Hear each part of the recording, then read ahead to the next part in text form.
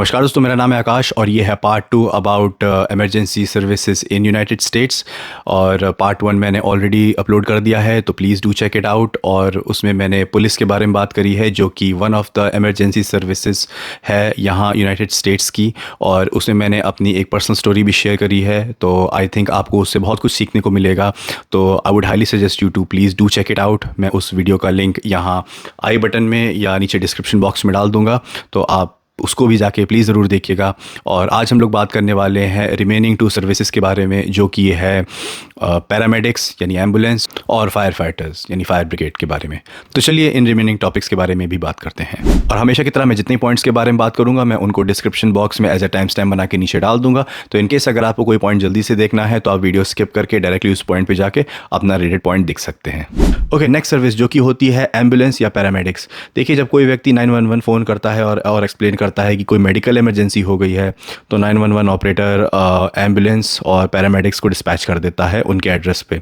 और same rule इनके लिए भी होते हैं। ट्रैफिक को साइड हटना होता है, ये लोग कहीं से भी टर्न ले सकते हैं, कोई भी ट्रैफिक लॉ इनके ऊपर एप्लीकेबल नहीं होता है, ये लोग कुछ भी कर सकते हैं। इनको फर्स्ट प्रायोरिटी दी जाती है ताकि ये लोग लोकेशन पे जल्दी से जल्दी पहुंच सकें और किसी की जान बचा सकें। और उनके पास बहुत सारे इक्विपमेंट्स होते हैं, बहुत सारी ऐसे एसेंशियल चीज़ें होती हैं जिससे पेशेंट की जान तुरंत बचाई जा सकती है, जैसे ECG मशीन, वेंटिलेटर, डिफिब्रिलेटर। और इनकेस अगर खून बहुत ज़्यादा बह रहा है, कोई वैसी प्रॉब्लम हो गई है कि ब्लड लॉस बहुत ज़्यादा हो रहा है, तो वो लोग छोटी मोटी surgery on the spot perform कर सकते हैं। वो लोग ट्रेंड होते हैं, प्लस उनके पास सारे इक्विपमेंट्स होते हैं और जितनी भी चीज़ें चाहिए होती है सब उनके पास रेडिली अवेलेबल होती हैं।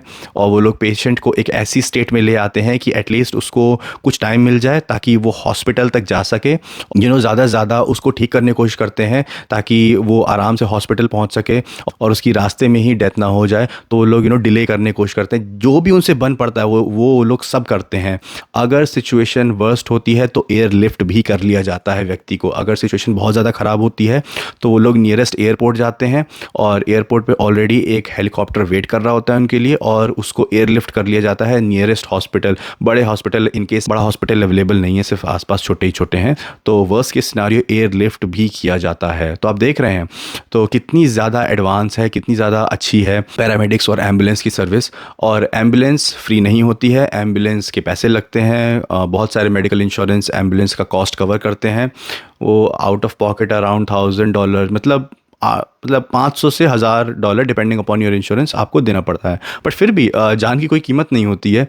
ये तो मैंने आपको एक नॉलेज के लिए बता दिया। तो हाँ, पर एम्बुलेंस फ्री नहीं होती है, but again they will try everything they could. वो लोग हर संभव कोशिश करेंगे व्यक्ति की जान बचाने के लिए। इनसे जो भी पड़ेगा वो ऑन द स्पॉट या फिर उसको एयरलिफ्ट करके वो सारा संभव प्रयास करते हैं। तो ये एक वन ऑफ द सर्विस है 911 की, जो कि है एम्बुलेंस और पैरामेडिक्स। ओके, तो जो फाइनल और लास्ट टाइप की इमरजेंसी सर्विस होती है वो होती है फायर ब्रिगेड या फिर फायर फाइटर्स। तो देखिए, ये काफ़ी सिंपल सा है। जहाँ पे आग लगी होगी वहाँ पे उन लोग को भेजा जाएगा। पर कभी कभी ये एम्बुलेंस के साथ भी आते हैं, क्योंकि मान लीजिए कोई बंदा अब बाथरूम में बेहोश हो गया, अब वो दरवाज़ा नहीं खोल रहा है और पता नहीं उसके साथ क्या हो गया, उसकी सांसें चल रही हैं कि नहीं चल रही हैं और दरवाज़ा तोड़ना पड़ेगा। तो इसके लिए फायर फाइटर्स होते हैं, वो लोग दरवाज़ा तोड़ देते हैं। उनके पास सारे इक्विपमेंट्स होते हैं, बड़े बड़े दरवाजे उखाड़ने में बेसिकली उनके पास सब कुछ होता है, सीढ़ी से लेके आपने देखा ही होगा मूवीज़ में। और अगर दरवाज़ा नहीं है तो वो लोग खिड़की से वो घुस जाएंगे तोड़ के, खिड़की भी नहीं है तो वो लोग दीवार तोड़ के घुस जाएंगे। वो लोग सब कुछ करने केपेबल होते हैं, सक्षम होते हैं, और उनके पास हर टाइप की सिचुएशन से डील करने के लिए प्रॉपर इक्विपमेंट्स भी होते हैं। तो वो लोग तोड़ के घुस जाते हैं और बंदे को बाहर निकाल लेते हैं। फिर उसके बाद अगर एम्बुलेंस आ गई है उतनी देर में तो पैरामेडिक्स उसको देखेगा, और इन केस एम्बुलेंस नहीं आई है तो फायर फाइटर्स भी बहुत सारे मेडिकल प्रोसीजर्स में ट्रेंड होते हैं। वो लोग बेसिक प्रोसीजर्स परफॉर्म कर सकते हैं। मुझे ज़्यादा तो नहीं पता क्या क्या वो लोग कर सकते हैं, बट वो भी काफ़ी ज़्यादा ट्रेंड होते हैं। और मैंने एक बार देखा है अपनी आंखों से, मेरे ऑफिस में एक बंदा बेहोश हो गया था, तो हम लोग ने 911 कॉल किया था। पहले फायर फाइटर्स आ गए थे, और फायर फाइटर्स मैं आपको बताऊं इतने लंबे लंबे, मतलब 6.5 फुट 6 फुट और 100, 125, 150 किलो तक के, यानी मोटे एकदम हट्टे कट्टे वेल बिल्ट। मतलब मैं तो देखता ही रह गया कि भाई इस बंदे के अंदर कितनी पावर होएगी।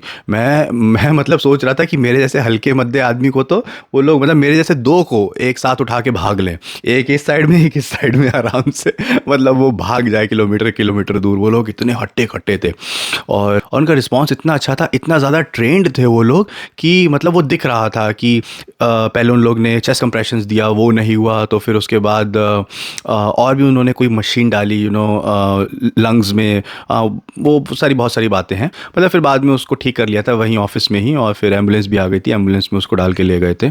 तो बट मैं इनके ऑपरेशन को देख के बहुत ज़्यादा इम्प्रेस था कि ये लोग बहुत अच्छे से ट्रेंड है, बहुत ज़्यादा इन लोग में कोऑर्डिनेशन है, और हाँ, आई वाज रियली इम्प्रेस्ड। तो ये फाइनल इमरजेंसी सर्विस जो कि 911 प्रोवाइड करता है, और ये 3 सर्विसेज, पुलिस, एम्बुलेंस और फायर ब्रिगेड, ये आपस में मिलके 3 एक ट्रायड बनाती हैं, जो कि मुझे लगता है किसी भी सिचुएशन से डील करने के लिए मोर देन इनफ है, क्योंकि ये लोग वेल ट्रेंड होते हैं, बहुत एक्सपीरियंस होता है, और प्लस इनके पास प्रॉपर इक्विपमेंट्स भी होते हैं हर सिचुएशन से डील करने के लिए। तो ये है पूरी 911 इमरजेंसी सर्विसेज की कहानी। ओके, तो चलिए आज की वीडियो को यहीं पे एंड करते हैं। आशा करता हूँ आपको इससे कुछ नया सीखने को मिला होगा, कुछ नई जानकारी मिली होगी। अगर आपको ये वीडियो अच्छी लगी तो please I would highly suggest you to like, share and subscribe to my YouTube channel, और मैं ऐसे ही आपके लिए नए नए वीडियोज़ रेगुलरली अपलोड करता रहूँगा। वीडियो यहाँ तक देखने का आप सबका बहुत बहुत धन्यवाद, and I highly appreciate your time. Thank you so much.